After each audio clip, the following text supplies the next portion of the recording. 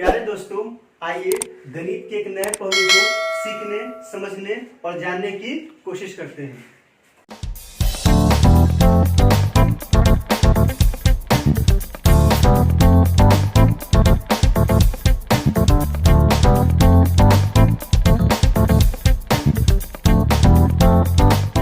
Perfect square number, पूर्ण वर्ग संख्या।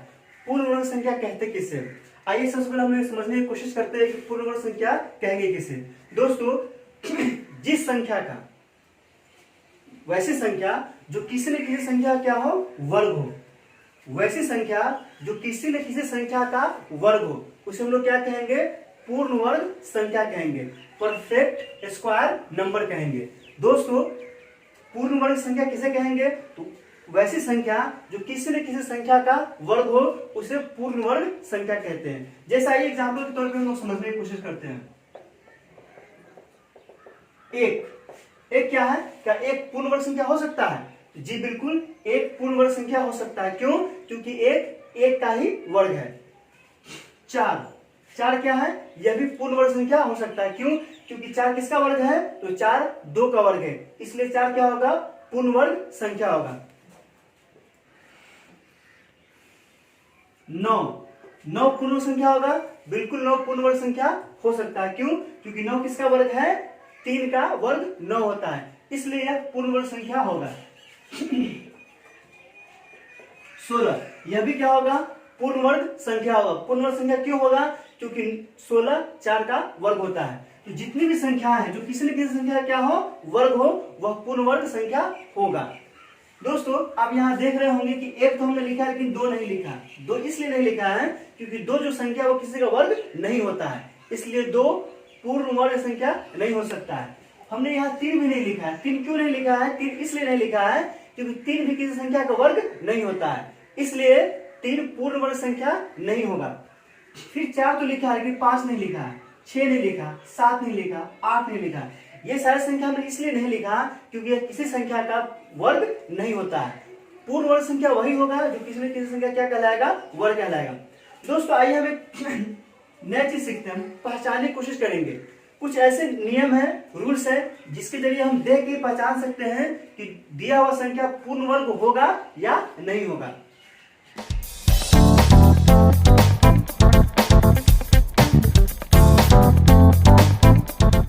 पूर्ण वर्ग संख्या की पहचान। दोस्तों, हम पूर्ण वर्ग संख्या को कैसे पहचानेंगे? आइए, पहला नियम।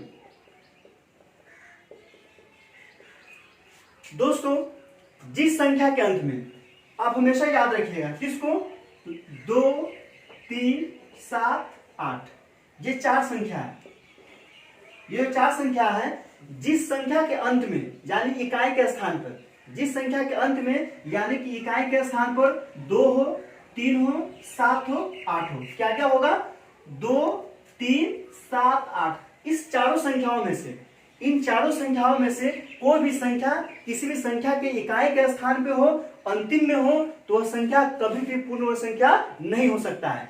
जिस संख्या की इकाई के स्थान पर 2 हो, 3 हो, 7 हो, 8 हो, ये चारों संख्याएं जिस संख्या की इकाई के स्थान पे होगा, वह संख्या पूर्ण वर्ग संख्या नहीं होगा। आप कहेंगे, जैसे एग्जांपल के तौर पे,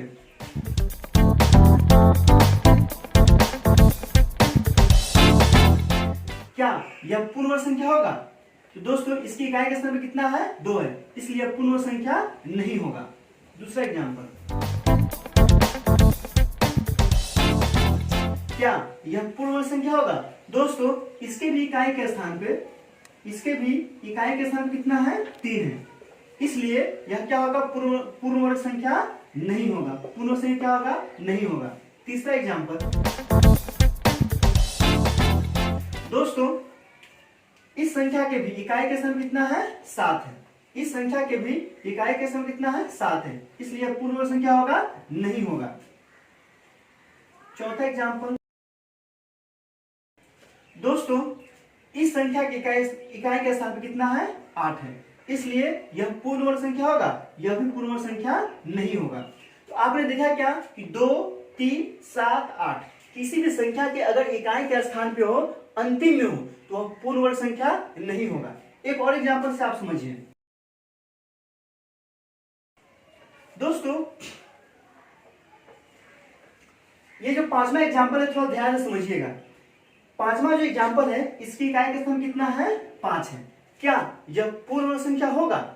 तो हमने अभी क्या बताया कि 2, 3, 7, 8 ये 4 संख्या है तो वह कंफर्म है, वहां शक की कोई गुंजाइश नहीं है, वो बिल्कुल पूर्ण वर्ग संख्या नहीं होगा। लेकिन इसके अलावा अगर इकाई के स्थान पे कोई भी हो सकता है, जैसे 1, 4, 5, 6, 9, अगर ये सारी संख्याएं इकाई के स्थान पे हो तो वह पूर्ण वर्ग हो भी सकता है और नहीं भी हो सकता है, उसे हमें चेक करना होगा। लेकिन 2, 3, 7, 8 अगर ये है तो हम बगैर चेक किए ही सिर्फ देख के बता सकते हैं यह संख्या पूर्ण वर्ग नहीं होगा।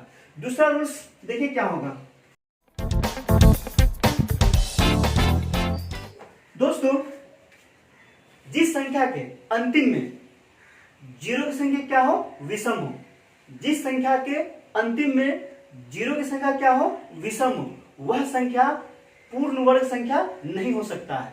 जिस संख्या के अंत में जीरो की संख्या विषम हो वह संख्या पूर्ण वर्ग नहीं हो सकता है। आइए हम एग्जाम्पल से समझने की कोशिश करते हैं।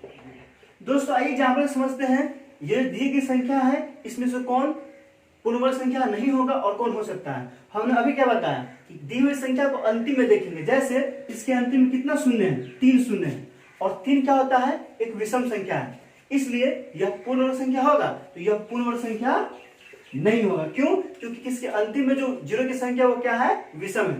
दूसरा एग्जाम्पल देखते हैं। दूसरा एग्जाम्पल में जो जीरो की संख्या है 1, 2, 3, 4, 5, यह क्या है? 5 जीरो है, और 5 कैसा संख्या होता है? एक विषम संख्या होता है, इसलिए यह पूर्ण वर्ग संख्या होगा। तो यह पूर्ण वर्ग संख्या नहीं होगा। दोस्तों तीसरा एग्जाम्पल में जो जीरो है उसकी संख्या कितना है? 1 है, और 1 कैसा संख्या होता है? तो एक विषम संख्या होता है, इसलिए यह पूर्ण वर्ग संख्या होगा, यह पूर्ण वर्ग संख्या नहीं होगा। चौथा एग्जाम्पल दोस्तों ध्यान से देखिए। इसमें क्या है? जीरो की संख्या 1, 2, 3, 4, अर्थात अंतिम में 4 जीरो है, और 4 कैसा संख्या होता है? विषम संख्या। तो क्या यह पूर्ण वर्ग संख्या हो सकता है? तो हम इसके बारे में कंफर्म नहीं है। यह पूर्ण वर्ग संख्या हो भी सकता है और नहीं भी हो सकता है। हमें सिर्फ यह ध्यान देना है कि अंतिम में शून्य की संख्या क्या हो? विषम हो। अगर विषम होगा तो 100% है कि वह पूर्ण वर्ग संख्या नहीं होगा। तो आप बिल्कुल समझ गए होंगे। अगर वीडियो अच्छी लगी हो तो लाइक करें, शेयर करें, सब्सक्राइब करें। बहुत बहुत शुक्रिया।